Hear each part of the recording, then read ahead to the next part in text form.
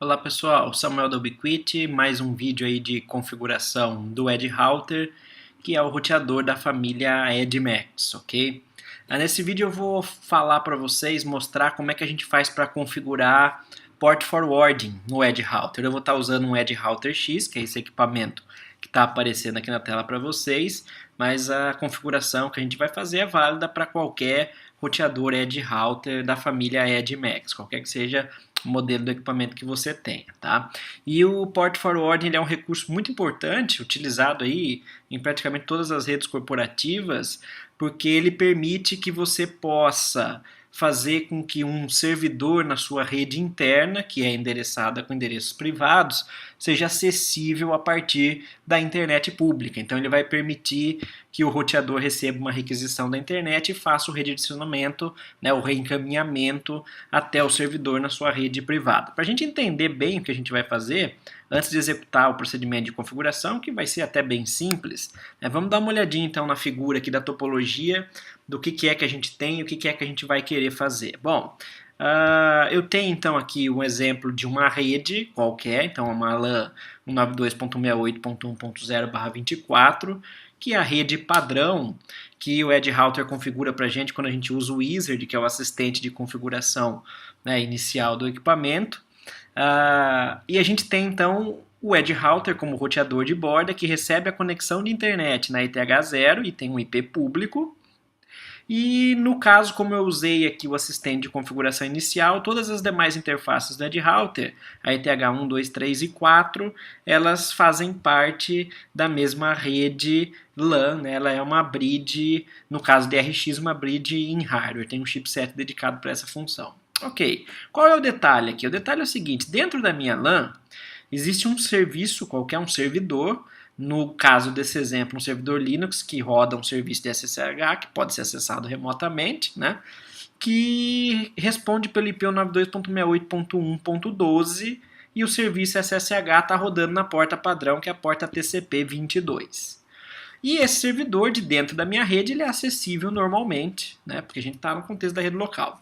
Só que a gente quer que a partir da internet eu consiga acessar esse servidor na minha rede interna. Então eu estou usando aqui um servidor SSH Linux, mas poderia ser um servidor Windows com serviço RDP na porta 3389 ou qualquer outro servidor da sua empresa para qualquer outra finalidade que fosse, né?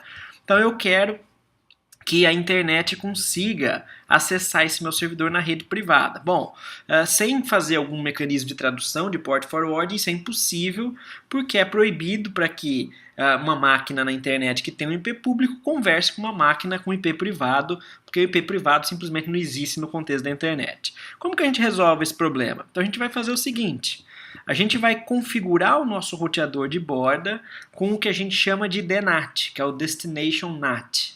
Né, que é uma tradução do endereço de destino, que é o popularmente chamado aí Port Forwarding. E a gente vai fazer o seguinte, a gente vai falar para o roteador o seguinte, roteador, toda comunicação que chegar no seu IP público, ou seja, no caso desse exemplo, 203.0.113.1, na porta 2222, e aqui eu não estou usando a porta padrão do SSH, eu estou usando outra 2222, propositalmente porque é muito provável que no seu roteador de borda você já tenha um serviço SSH rodando na porta 22. Então, para não gerar confusão com o serviço local em execução no roteador, a gente vai escolher uma outra porta. E a gente pode escolher qualquer porta. Então, eu estou usando 2222. Então, a gente vai falar, roteador, toda conexão que chegar no seu IP público destinada aí na porta 2222 TCP, ao invés de você tentar localizar esse serviço localmente, eu vou querer que você faça uma tradução desse endereço de destino, ou seja, eu vou querer que você altere o endereço e a porta de destino, isso é o port forwarding, reencaminhando esse tráfego para o endereço do meu servidor na rede privada, o 92.168.1.12, especificamente na porta 22. Então reparem que a gente fez uma tradução do endereço de destino e da porta de destino. Né? E aí o roteador vai pegar os pacotes relacionados a essa seção de comunicação, ele vai então fazer a tradução, e aí ele passa pelo tratamento de firewall, pelo tratamento de roteamento e encaminha isso para o equipamento, ok? Então é isso que o Port Forwarding permite que a gente faça. Só uma observação. Uma coisa é a ação de tradução, o Port Forwarding. Outra coisa é a permissão de passagem de tráfego.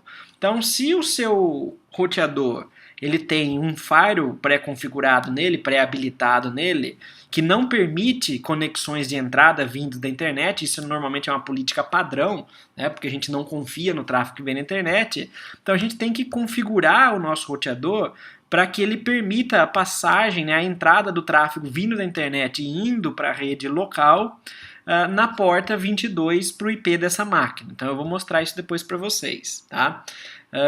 Então a lógica do que a gente vai fazer é isso. Então vamos lá, vamos para a configuração para ver como é que ficaria isso. Então eu vou acessar o meu Edge Router aqui na rede local, está no IP padrão, 92.68.1.1. Vou entrar com as credenciais padrões, eu estou com o equipamento sem nenhuma configuração, exceto o wizard inicial, aquele assistente de configuração que faz o quê? Ele conecta, ele coloca a interface ETH0 como WAN, então aqui eu estou recebendo o link de internet na ETH0, e na ETH2 eu estou conectado na minha LAN, tá?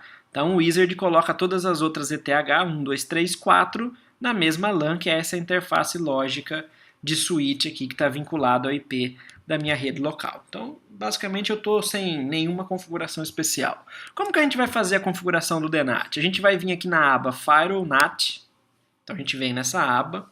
E aqui a gente já cai na tela de Port Forwarding. Então, a primeira subaba aqui da opção Firewall NAT é Port Forwarding. Tá?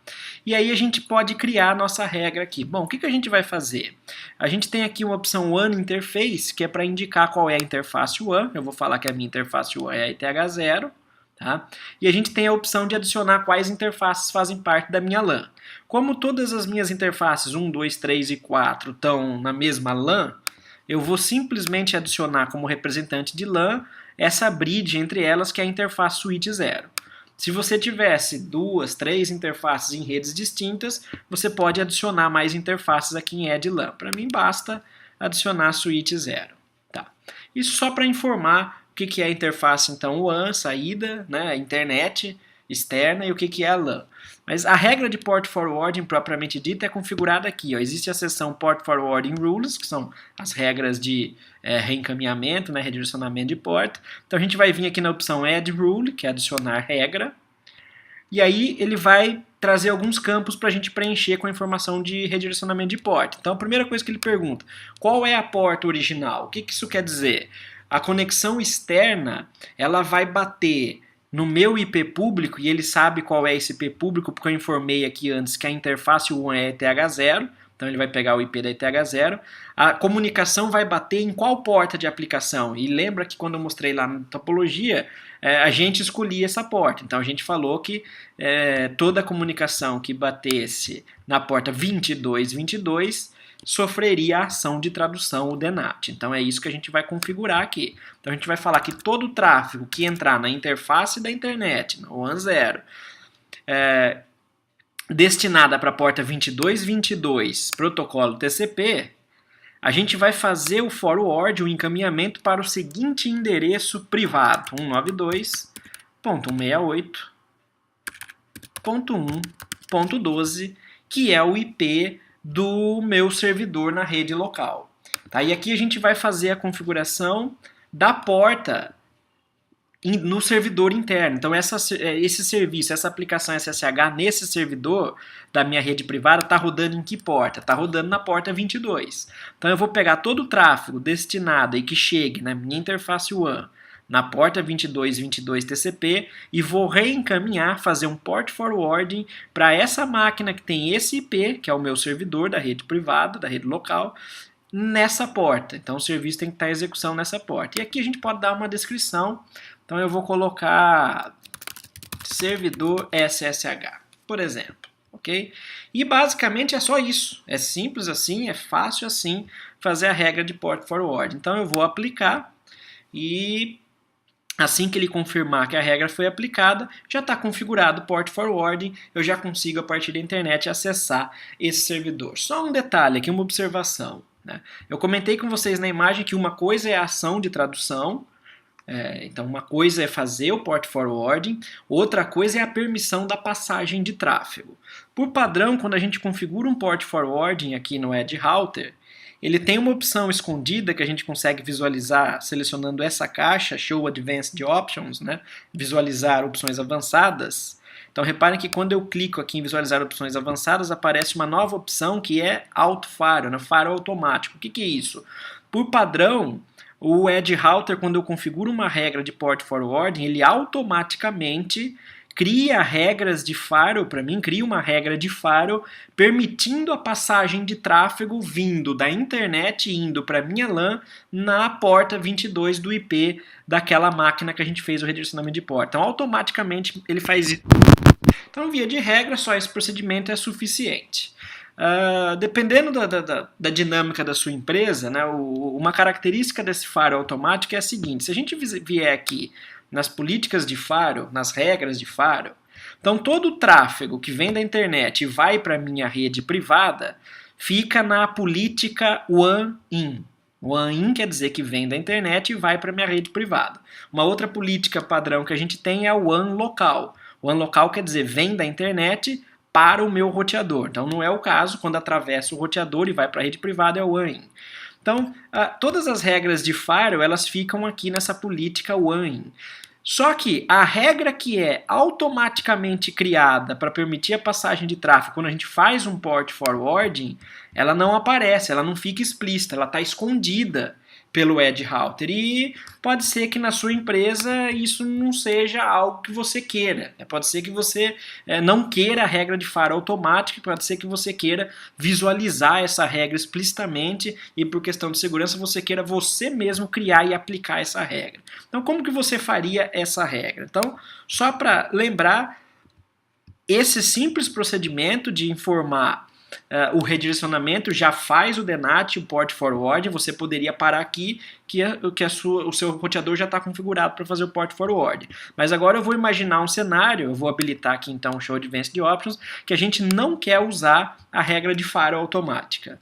A partir do momento que eu desativo a regra de faro automático e aplico essa configuração, mesmo que a regra de port forward esteja registrada, cadastrada, configurada no Edge Router, ninguém da rede externa vai conseguir acessar o servidor na rede interna, porque a regra de faro padrão está bloqueando, né? Por padrão, então, se a gente vier aqui nas políticas de faro, o faro padrão, que é autoconfigurado com o assistente do Edge Router, e isso é uma recomendação de boas práticas, ele dropa, né? Ele não permite, ele nega toda a comunicação iniciada da internet para a minha rede privada. Isso é uma regra de segurança. Então, o que a gente tem que fazer?